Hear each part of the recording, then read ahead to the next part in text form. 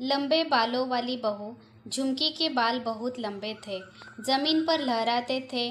वो अपने बालों की बहुत देखभाल करती थी। वो अपने लंबे बालों की कभी लंबी चुटियाँ बनाती तो कभी दूसरे स्टाइल में सजाती। लेकिन शादी के बाद झुमकी की लंबी चुटियाँ उसके लिए मुसीबत बन गई। झुमकी चौखट पर बैठकर अपने बालों में तेल लगाकर चुटियाँ बना रही थी। जब वो खड़ी हुई तो उसकी चुटियाँ जमीन पर लहरा रही थी। झुमकी को अपने लंबे बाल बहुत पसंद थे। वो उन पर इतरा इतरा कर पूरे गांव में घूमती थी। उसकी लंबी चुटिया की चर्चा पूरे गांव में होती। औरतें झुमकी से उसके लंबे बालों की राज पूछती। रीमा, झुमकी, तेरे बाल इतने लंबे कैसे हुए? तू अपने बालों में क्या लगाती है? झुमकी कहती है, इतने लंबे बाल पाने के लिए बालों की बहुत सेवा करनी पड़ती है। मैं इनमें रोज़ तेल लगाती हूँ, इन्हें मुल्तानी मिट्टी से धोती हूँ, कभी शैम्पू नहीं लगाती। रीमा कहती है, अच्छा, तभी तेरे बाल बहुत सुंदर और इतने लंबे हैं। झुमकी को अपने लंबे बालों पर बहुत नाज था। धीरे धीरे दिन गुजर रहे थे।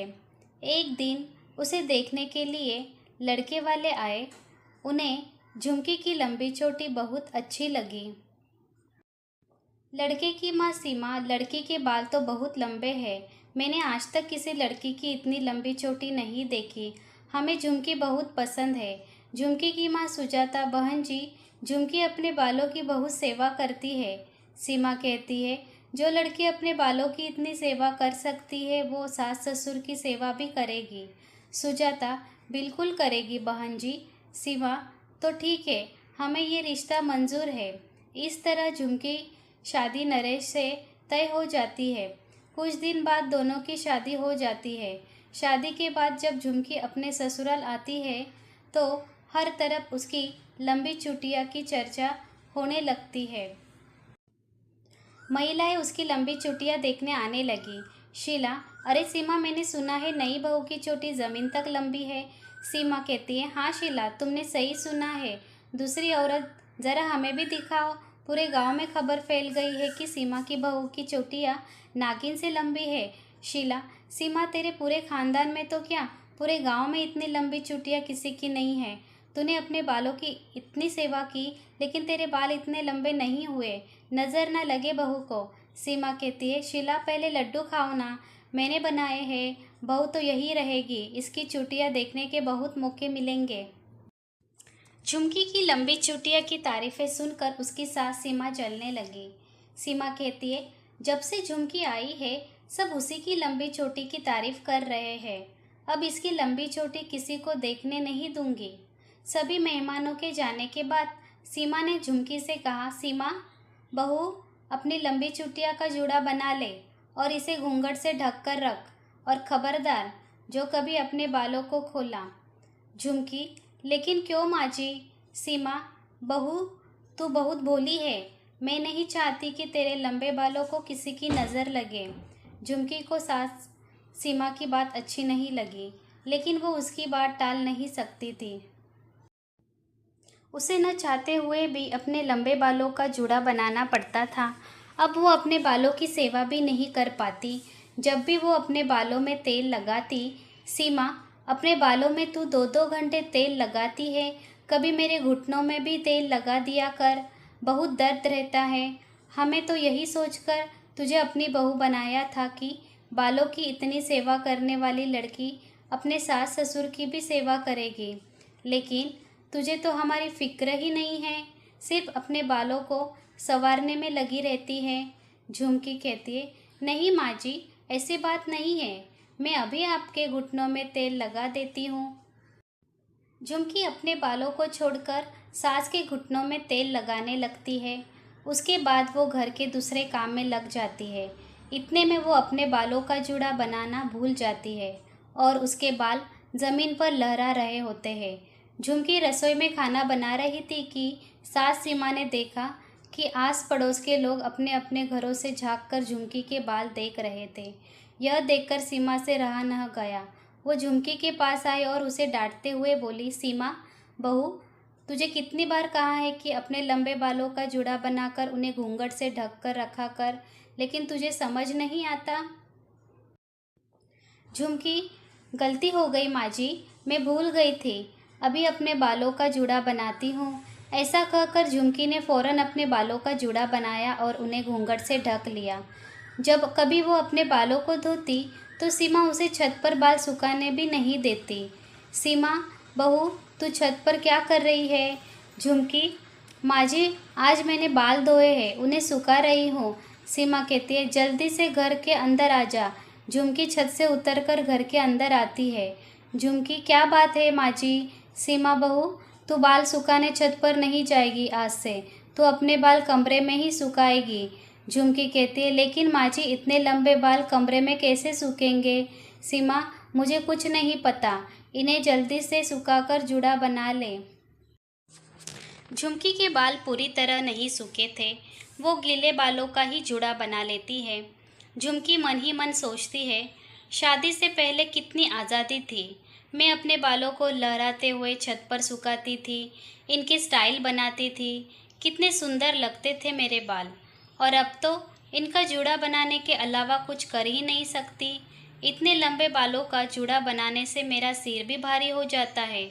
जब इन्हें जूड़े और घूंघट में ही रखना है तो इतने लंबे बालों का क्या फ़ायदा। मैं इन्हें काट कर छोटा कर दूंगी, तभी माँ जी को चैन मिलेगा।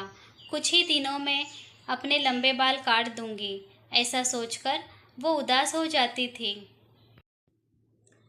दिन बीत रहे थे और वो रोज़ अपने लंबे बालों के साथ एक सेल्फी लेती, ये सोचकर कि एक दिन इन्हें कट ही जाना है। तभी मौसम ने करवट ली और बारिश का महीना शुरू हो गया। सावन की पहली बरसात हो रही थी। उस दिन घर में कोई नहीं था। झुमकी अपनी लंबी चुटिया खोलकर बारिश में नहा रही थी। बारिश में नहाने के बाद वो अपने कमरे में जाकर रोने लगती है और कैंची लेकर अपने बाल काटने जा रही थी कि तभी अचानक बहुत ज़ोर ज़ोर से बिजली चमकने लगती है और बादल गरजने लगते हैं। डर के मारे झुमकी के हाथ से कैंची छूटकर गिर जाती है। वो खिड़की से बाहर देखती है तो बादल बिल्कुल काले हो गए थे और बारिश बहुत तेज हो रही थी। तभी उसके सास ससुर और पति नरेश भी घर आ जाते हैं। झुमकी के गीले बालों को देखकर सीमा ने कहा, तेरे बाल कैसे गीले हो गए? झुमकी, माँ जी, मैं छत पर कपड़े उठाने गई थी, तभी बहुत तेज बारिश होने लगी जिससे मेरे बाल गीले हो गए, इन्हें सुखाने के लिए खोला है। नरेश, माँ, तुम हर समय झुमकी के लंबे बालों के पीछे पड़ी रहती। बाहर का मौसम तो देखो, अगर इसी तरह बारिश होती रही तो गांव में बाढ़ आ जाएगी। नरेश के पिता, हाँ नरेश ठीक कह रहा है, गांव में बाढ़ का खतरा मंडरा रहा है। भाई झुमकी, आप लोग चिंता मत कीजिए, अगर बाढ़ आ गई तो हम उससे बचने का कोई ना कोई उपाय ज़रूर ढूंढ लेंगे। सीमा कहती है, तू तो सबसे पहले अपने बालों को बचाएगी। झुमकी, नहीं माँ जी, मैं बहुत जल्द अपने बालों को काट कर छोटा कर दूंगी। सब लोग बातें कर रहे थे, इतने में बारिश और तेज हो गई। नरेश के पिता, बारिश तो रुकने का नाम नहीं ले रही है। बहू, तो अपने बालों को जो है बचा कर रखना। अच्छा, कहीं इनमें बरसाती कीड़े ना घुस जाए। झुमकी कहती है, ठीक है बाबूजी। उस टाइम बारिश होती है, यहाँ तक कि दूसरे दिन भी बारिश लगातार होती रही। 3 दिन बीत जाने के बाद भी बारिश नहीं रुकी और गांव में बाढ़ आ गई। लोगों के घरों के अंदर पानी घुस गया। झुमकी का घर भी बाढ़ के पानी में डूबने लगा।